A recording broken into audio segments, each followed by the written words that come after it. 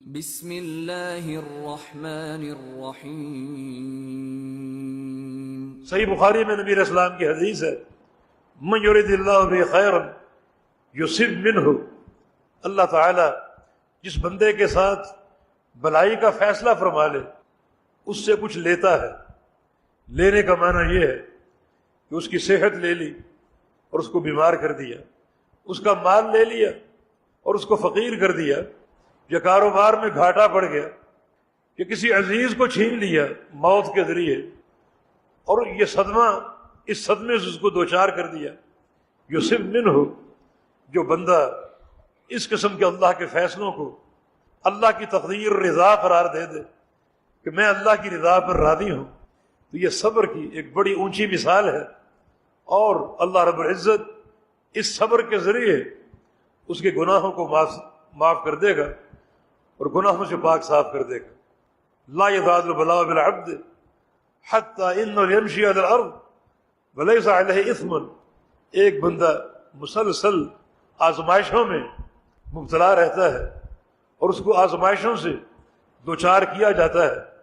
کبھی کوئی ابتلا اور کبھی کوئی امتحان، اور وہ جھیلتا ہے، صبر کرتا ہے، حتیٰ کہ یہ نوبت آ جاتی ہے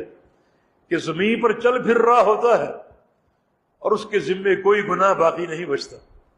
اشد البلاء علی الانبیاء ثم الامثل فالامثل،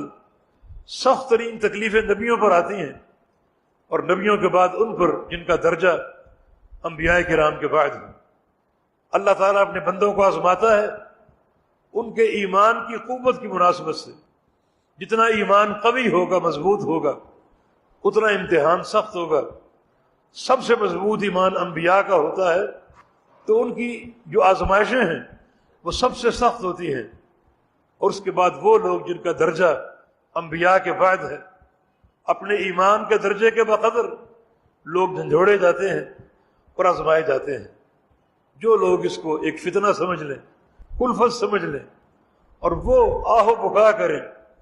بے صبری کے مظاہرے کریں، اور بے صبری میں آ کر ایسے طوروں کا علاج تلاش کرنے کی کوشش کریں جو شریعت کے خلاف ہے، تو وہ اس امتحان میں ناکام ہو جاتے ہیں۔ لیکن جو لوگ ان تکلیفوں کو اپنے پروردگار کی رضا سمجھیں اور اس کی تقدیر کا فیصلہ سمجھیں اور اس کو قبول کر لیں، بلکہ تکلیف لاحق ہونے کے باوجود اللہ کے حمد اور ثنا بیان کریں، تو وہ لوگ اللہ کو راضی کر لیتے ہیں،